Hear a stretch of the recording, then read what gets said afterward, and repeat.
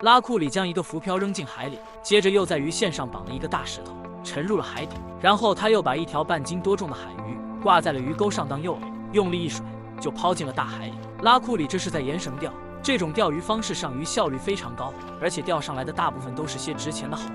仅仅是用了10几分钟，拉库里就将所有的鱼钩挂上了诱饵，全都扔进了海里。也不知道最终的收获会怎么样。我们接着往下看。第二天一早，拉库里和弟弟库里拉满怀期待地来查看收获。库里拉先是一把将浮漂捞了上来，接着就开始快速回收鱼线。兄弟俩分工合作，配合得相当默契。不多时，一条花里胡哨的身影就被拖出了水面。库里拉提上船一看，发现竟然是条老虎斑，目测至少有个7、8斤重。拉库里取下鱼钩后，就赶紧将老虎斑放进船舱里，毕竟这种值钱的鱼儿，保持鲜活才能卖上高价。开局就收获了一条值钱的老虎斑，让兄弟俩非常开心。然而运气来了，挡也挡不